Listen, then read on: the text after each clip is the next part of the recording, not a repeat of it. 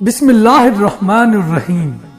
دو نوجوان سیدنا عمر رضی اللہ تعالی عنہ کی محفل میں داخل ہوتے ہی محفل میں بیٹھے ایک شخص کے سامنے جا کر کھڑے ہو جاتے ہیں اور اس کی طرف انگلی کر کے کہتے ہیں، یا عمر، یہ ہے وہ شخص۔ کیا کیا اس شخص نے؟ یا امیر المومنین، اس شخص نے ہمارے باپ کو قتل کیا ہے۔ کیا کہہ رہے ہو؟ اس نے تمہارے باپ کو قتل کیا ہے؟ سیدنا عمر رضی اللہ تعالی عنہ ان سے پوچھتے ہیں۔ سیدنا عمر رضی اللہ تعالی عنہ پھر اس شخص سے مخاطب ہو کر پوچھتے ہیں، کیا تو نے ان کے باپ کو قتل کیا ہے؟ وہ شخص کہتا ہے، ہاں امیر المومنین، مجھ سے قتل ہو گیا ہے ان کے باپ کا۔ کس طرح قتل کیا؟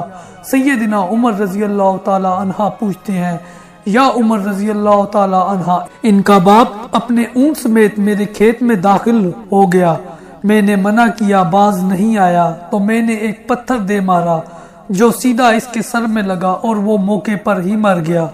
پھر تو قصاص دینا پڑے گا، موت ہے اس کی سزا۔ سیدنا عمر رضی اللہ تعالی عنہ کہتے ہیں، نہ فیصلہ لکھنے کی ضرورت، اور فیصلہ بھی ایسا اٹل کہ جس پر کسی بحث و مباحثے کی بھی گنجائش نہیں۔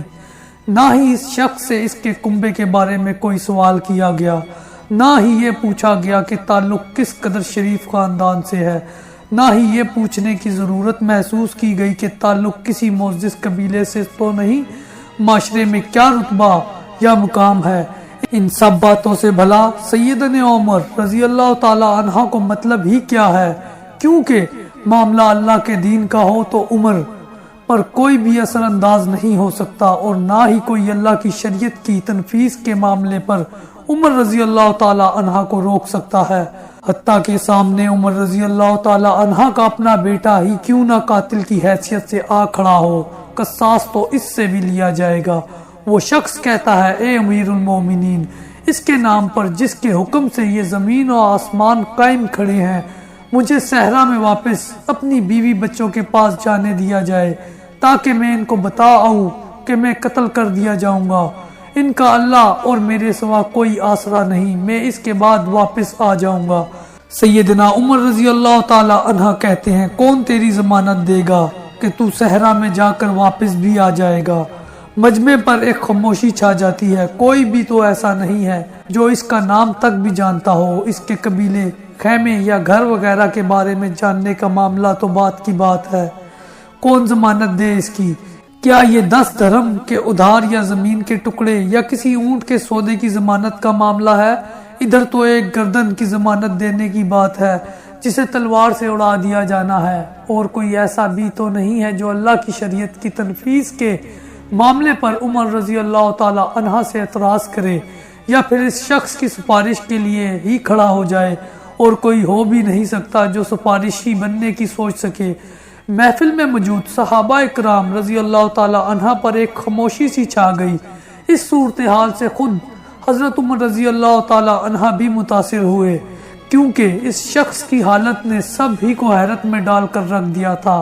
کیا اس شخص کو واقعی قصاص کے طور پر قتل کر دیا جائے اور اس کے بچے بھوکے مرنے کے لیے چھوڑ دیے جائیں، یا پھر اس کو بغیر ضمانتی کے واپس جانے دیا جائے؟ واپس نہ آیا تو مقتول کا خون رائگا جائے گا۔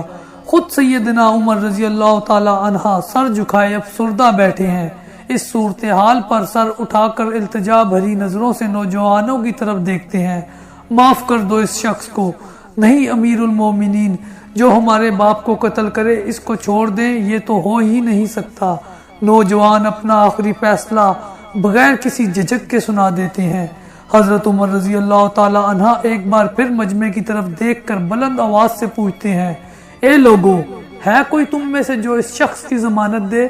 حضرت ابو ذر غفاری رضی اللہ تعالی عنہ اپنے زہد و صدق سے بھرپور بڑھاپے کے ساتھ کھڑے ہو کر کہتے ہیں، میں ضمانت دیتا ہوں اس شخص کی۔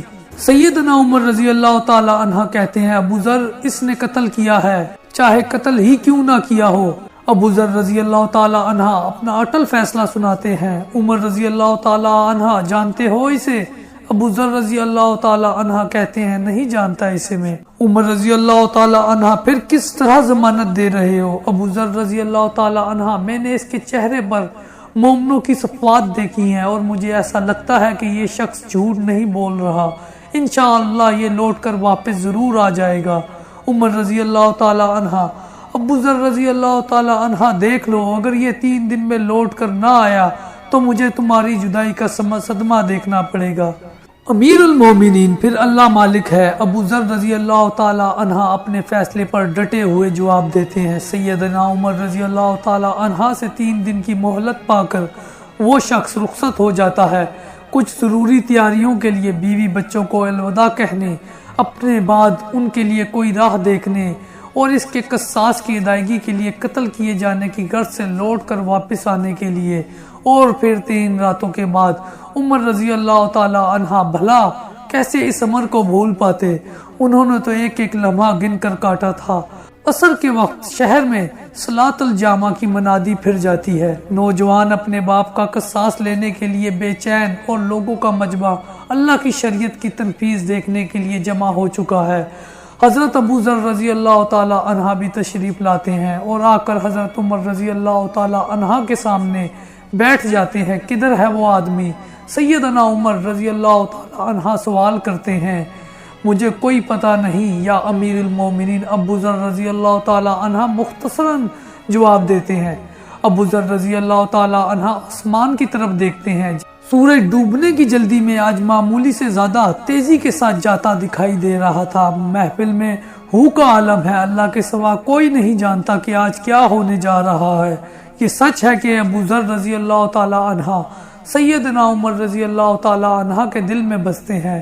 عمر رضی اللہ تعالی عنہ سے ان کے جسم کا ٹکڑا مانگے تو وہ عمر رضی اللہ تعالی عنہ دیر نہ کریں، کاٹ کر ابو ذر رضی اللہ تعالی عنہ کے حوالے کر دیں۔ لیکن ادھر معاملہ شریعت کا ہے، اللہ کے احکامات کی بجا آوری کا ہے، کوئی کھیل تماشا نہیں ہونے جا رہا، نہ ہی کسی کی حیثیت یا صلاحیت کی پیمائش ہو رہی ہے، حالات و واقعات کے مطابق نہیں، اور نہ ہی زمان و مکان کو بیچ میں لایا جانا ہے۔ قاتل نہیں آتا تو ضامن کی گردن جاتی نظر آ رہی ہے۔ مغرب سے چند لمحوں پہلے وہ شخص آ جاتا ہے، بے ساختہ عمر رضی اللہ تعالی عنہ کے منہ سے اللہ اکبر کی صدا نکلتی ہے، ساتھ ہی مجمع میں بھی اللہ اکبر کا ایک بھرپور نعرہ لگتا ہے۔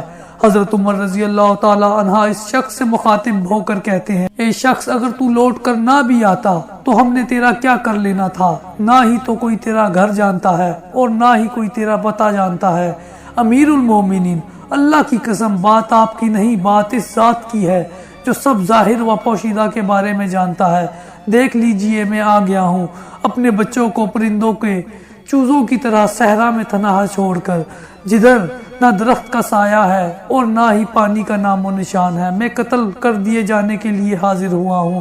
مجھے بس یہ ڈر تھا کہ کہیں کوئی یہ نہ کہہ دے کہ اب لوگوں میں سے وعدے کا اعفا ہی اٹھ گیا ہے۔ سیدنا عمر رضی اللہ تعالی عنہ ابو ذر رضی اللہ تعالی عنہ کی طرف رخ کر کے پوچھتے ہیں، ابو ذر، تو نے کس بنا پر اس کی ضمانت دے دی تھی؟ ابو ذر رضی اللہ تعالی عنہ کہتے ہیں، اے عمر، مجھے اس بات کا ڈر تھا کہیں کوئی یہ نہ کہہ دے کہ اب لوگوں سے خیر ہی اٹھا لی گئی ہے۔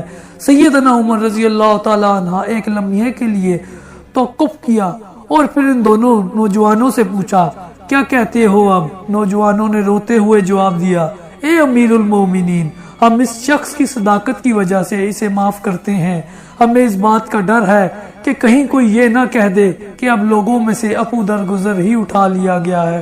سیدنا عمر رضی اللہ تعالی عنہ اللہ اکبر پکار اٹھے اور آنسو ان کی داڑھی کو تر کرتے ہوئے نیچے گر رہے تھے۔ اے نوجوانوں، تمہاری اپو درگزر پر اللہ تمہیں جزائے خیر دے۔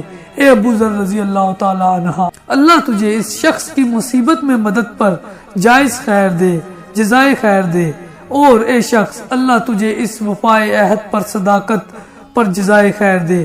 اے امیر المومنین، اللہ تجھے تیرے عدل و رحم دلی پر جزائے خیر دے۔ محدثین میں سے ایک یوں کہتے ہیں، قسم ہے اس ذات کی جس کے قبضے میں میری جان ہے، اسلام اور ایمان کی سعادتیں تو عمر رضی اللہ تعالی عنہ کے کفن کے ساتھ ہی دفن ہو گئی تھی۔